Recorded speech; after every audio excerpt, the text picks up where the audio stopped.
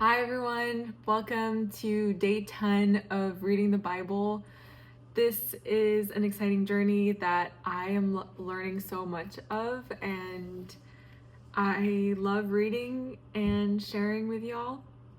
I love reading the Bible out loud because it helps me understand better, and so I hope it encourages you. And if you're just joining today for the first time, we are reading the CSB translation.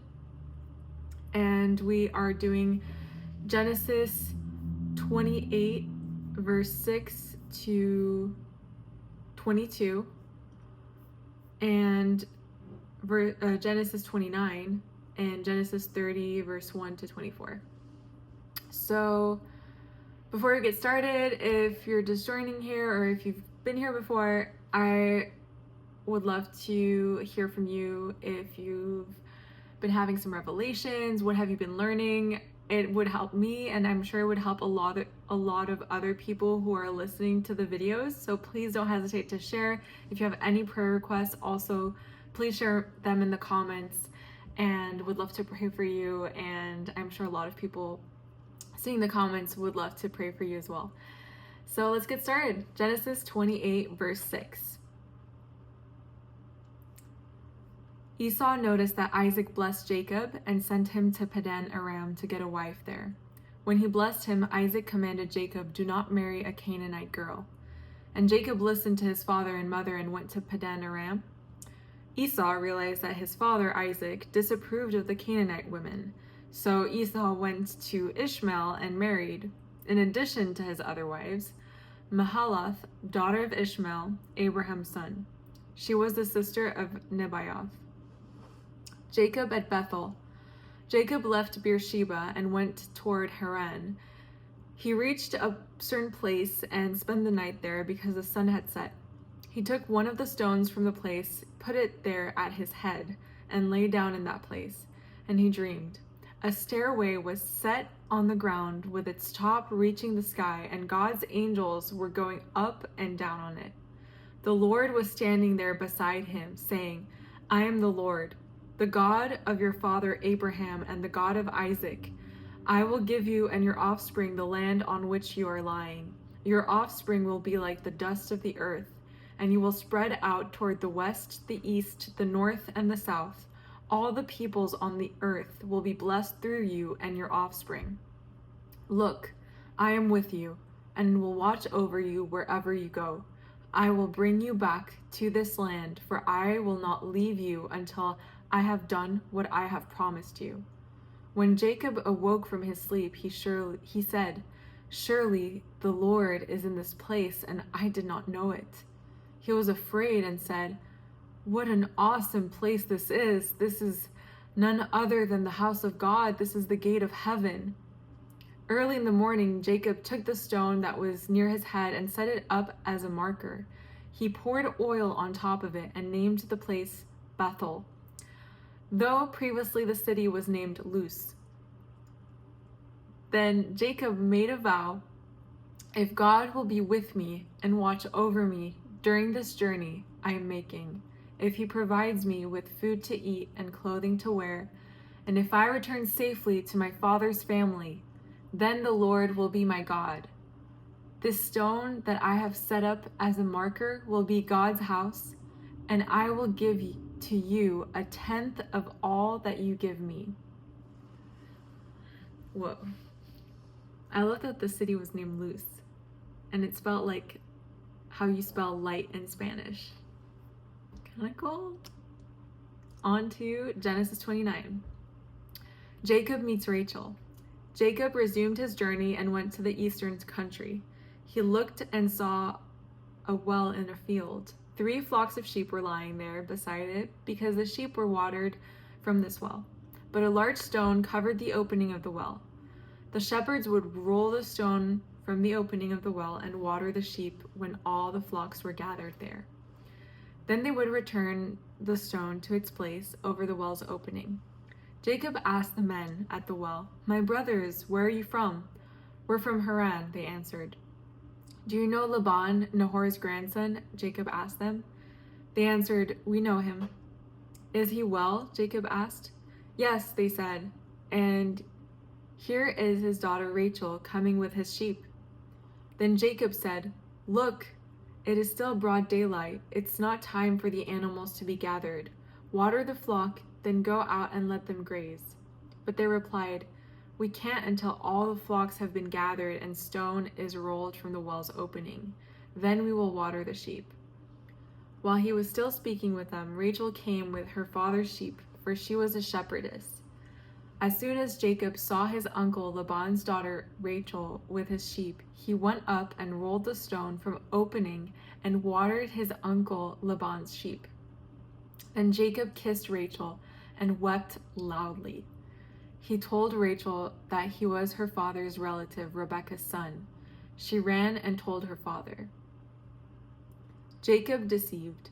Then when Laban heard the news about his sister's son Jacob, he ran to meet him, hugged him, and kissed him. Then he took him to his house, and Jacob told him all that had happened. Laban said to him, "Yes, you are my own flesh and blood." After Jacob had stayed with him a month, Laban said to him, "Just because you're my relative, should you work for me for nothing? Tell me what your wages should be."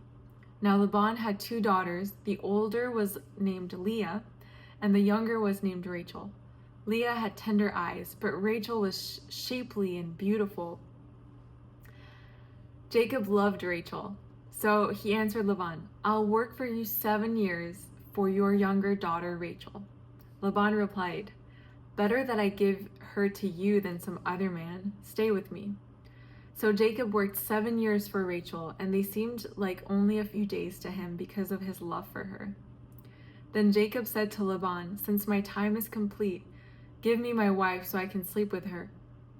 So Laban invited all the men of the place and sponsored a feast. That evening Laban took his daughter Leah and gave her to Jacob, and he slept with her. And Laban gave his slave Zilpah to his daughter Leah as her slave. When morning came, there was Leah. So he said to Laban, "What have you done to me? Wasn't it for Rachel that I worked for you? Why have you deceived me?" Laban answered, "It is not the custom in our country to give the younger daughter in marriage before the firstborn. Complete this week of wedding celebration, and we will also give you this younger one in return for working yet another 7 years for me." And Jacob did just that. He finished the week of celebration, and Laban gave him his daughter Rachel as his wife. And Laban gave his slave Bilhah to his daughter Rachel as her slave. Jacob slept with Rachel also, and indeed he loved Rachel more than Leah. And he worked for Laban for another 7 years. Jacob's sons. When the Lord saw that Leah was neglected, he opened her womb. But Rachel was unable to conceive. Leah conceived, gave birth to a son, and named him Reuben, for she said, "The Lord has seen my affliction. Surely my husband will love me now." She conceived again, gave birth to a son, and said, "The Lord heard that I am neglected, and has given me this son also." So she named him Simeon. She conceived again, gave birth to a son, and said, "At last my husband will become attached to me because I have borne 3 sons for him." Therefore he was named Levi. And she conceived again, gave birth to a son, and this time, "I will praise the Lord." Therefore she named him Judah. Then Leah stopped having children. Genesis 30. When Rachel saw that she was not bearing Jacob any children, she envied her sister.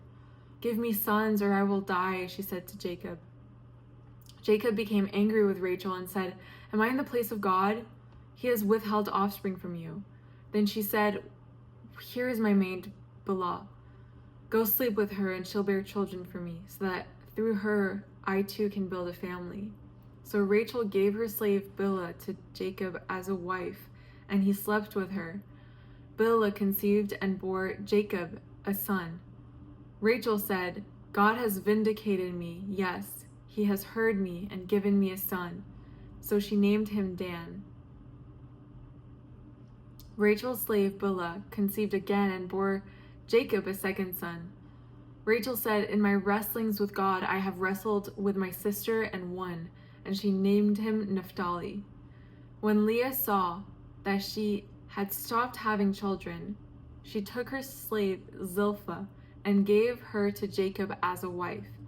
Leah's slave Zilpah bore Jacob a son. Then Leah said, "What good fortune!" And she named him Gad. When Leah's slave Zilpah bore Jacob a second son, Leah said, "I am happy that the women call me happy." So she named him Asher. Reuben went out during the wheat harvest and found some mandrakes in the field. When he brought them to his mother Leah, Rachel asked, "Please give me some of your son's mandrakes." But Leah replied to her, "Isn't it enough that you have taken my husband? Now you also want to take my son's mandrakes?" "Well then," Rachel said, "he can sleep with you tonight in exchange for your son's mandrakes." When Jacob came in from the field that evening, Leah went out to meet him and said, "You must come with me, for I have hired you with my son's mandrakes." So Jacob slept with her that night. God listened to Leah, and she conceived and bore Jacob a fifth son. Leah said, "God has rewarded me for giving my slave to my husband," and she named him Issachar. Then Leah conceived again and bore Jacob a sixth son. "God has given me a good gift," Leah said. "This time my husband will honor me because I have borne 6 sons for him." And she named him Zebulun. Later Leah bore a daughter and named her Dinah. Then God remembered Rachel. He listened to her and opened her womb. She conceived and bore a son, and she said, "God has taken away my disgrace." She named him Joseph and said, "May the Lord add another son to me."